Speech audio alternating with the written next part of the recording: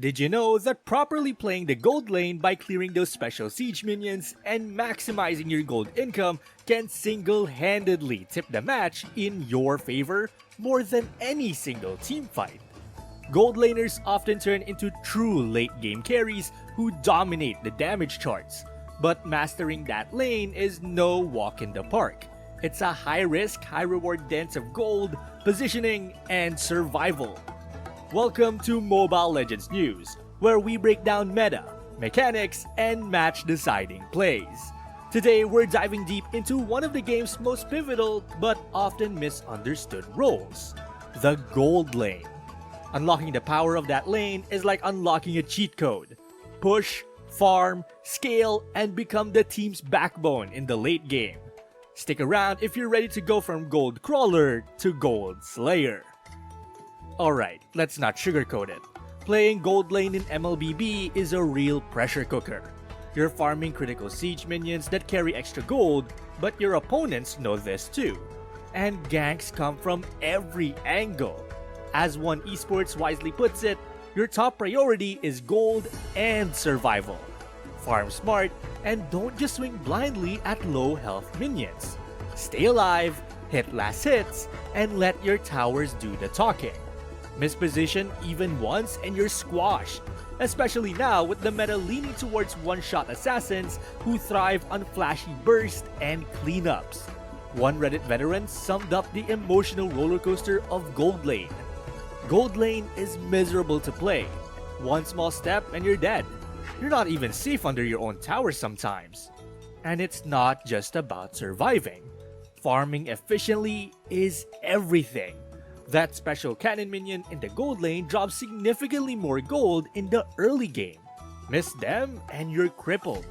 According to guides, if you want that snowball effect, focus on last hitting cannon minions in the first 5 minutes, even at the cost of engaging at full aggression. Some common mistakes gold laners make is over farming like a miner and forgetting you're also a second carry. Sportsku calls out repeat offenders. Trotting off for some random jungle creeps, feeding kills like free Wi-Fi, and ignoring your lane's primary duty. Push and hold. And lastly, let's talk map awareness. The gold lane is a solo gig. Junglers and roamers are often busy elsewhere. One esports writer emphasizes constant communication and smart positioning, including freezing waves near your tower and calling for help when needed. But in solo queue, that help might come late or not at all, so make your own play. And now, let's dive into the deep end. And no, I'm not just talking about that tanky hero trying to one-shot you. We're unlocking pro-tier strategies that turn your gold lane from a solo farm fest into the team swinging pendulum of fate. Imagine the gold lane as a golden highway. You've got two main goals. Collect as many of those premium siege minions as possible and survive the ride without face planting. Think of those cannon minions as walking ATMs. Don't let them drive past without swiping your ATM card. I'll be showing you how to become an effective gold laner with just 7 key concepts. Starting off with number 1, hero selection. You're not choosing just any hero. You're picking your trusted elevator to late game dominance. According to One Esports, ideal gold laners are either marksmen with strong scaling, think Mia, Wanwan, and Beatrix, or sometimes mages with solid wave clear, like Harith or Nathan. Early game marksmen like Brody, Kimmy, or Wanwan offer poke and lane control, kind of like those kids in school who answer every question before the teacher finishes asking. You can bully opponents and secure gold early on. Late game scalers like Claude, Irithel, Hanabi, and Layla are like your comebacker friends, quiet until they hit their stride. Then they become unstoppable shredders. If the enemy is an early game monster, don't go toe to toe. Play safe, farm under tower, like pulling over during a breakdown and waiting for backup. Number 2, farming route. Efficiency is everything. Land a critical hit on that cannon minion? Think of it as skipping the queue at McDonald's and getting your burger first. Alexander Games explains that after securing those high gold cannon minions, you can safely roam to nearby jungle or lane waves. And while this is true, you need to tread carefully. One Esports warns that you must balance jungle farm with your jungler's needs. You don't want to be the gold lane hero who steals their store-bought burger and get both your jungler and team mad.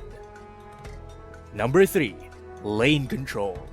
Freezing the wave is an art form. Want it near your tower for safety? That's a tower freeze. Hug the turret, last hit minions, and wait for the enemy to overextend for easy cheese. Or mid lane freeze lets you bully opponents more. But beware, it can feel like flexing in front of a bar full of assassins. Alexander Games lays it out. You push when enemies are on the other side of the map, say clearing turtle, or freeze when ganks loom. It's like pressing the brake or gas pedal at just the right moment. Number 4. When to rotate. Sure, you're busy farming, but the moment your tower falls or turtle spawns, it may be time to hop off your gold treadmill and help your squad. Timing is everything. Rotate too early and your farm suffers. Too late and your team loses pressure. Or worse, you're not there to secure objectives with your late game damage. Think of yourself as a ninja who times the roof jump just right. Number 5. Staying alive. Look, dying early as a marksman isn't just sad, it's painful for both you and your team. You lose gold, towers, momentum, and it's practically like forgetting to pack your charger before a trip and realizing your phone is at 1%. One Esports stresses that survival equals scaling.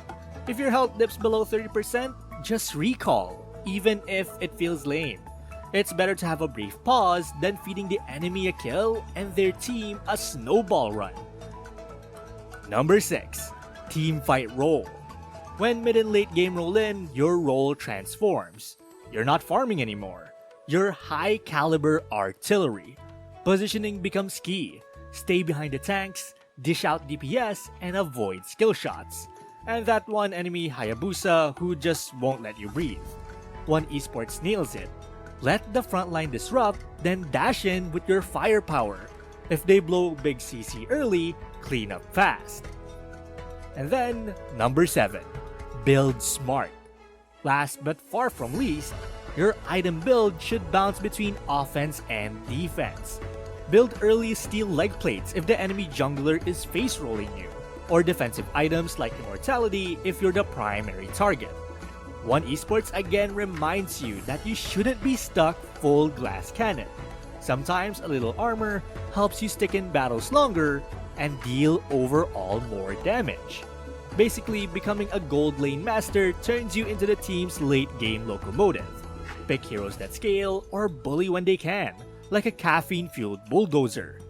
Farm fast and freeze smart. Rotate selectively, avoid ganks like they owe you money, and build with both offense and survival in mind. Remember, it's not just about hitting the hardest. It's about farming smarter, surviving longer, and showing up when the team needs you the most. But here's the game changer. Imagine you're in a ranked match, gold laning with Claude. You've farmed well. You're 2 items deep with Demon Hunter Sword and Golden Staff, and the enemy team just took Turtle. Your team's behind. Tensions are high, and the map's starting to look like a jungle spaghetti mess. Now, most gold laners panic here and rotate mid too early, trying to help, but ending up underleveled and out of sync. But a real gold lane master? You recognize your win condition. You don't follow chaos. You create structure. Instead of rotating, you freeze the lane near your outer turret, denying the enemy minions and baiting their gold laner or roamer to overextend. And when they do, your jungler swoops in for a clean pick. Suddenly, it's a 4v5 on the map. You shove the wave, take their turret, and unlock full rotation freedom on your terms. That one decision, to stay, freeze, and punish greed instead of blindly following the teamfight, flips the script. The tide of battle doesn't turn because you fought harder. It turns because you thought smarter. High-level gold lane isn't flashy plays. It's calculated farming, wave manipulation, and pressure timing. You can outcarry everyone by simply being where you need to be, when it hurts the enemy most. That's the magic moment where strategy overcomes mechanics, and it's when it wins games.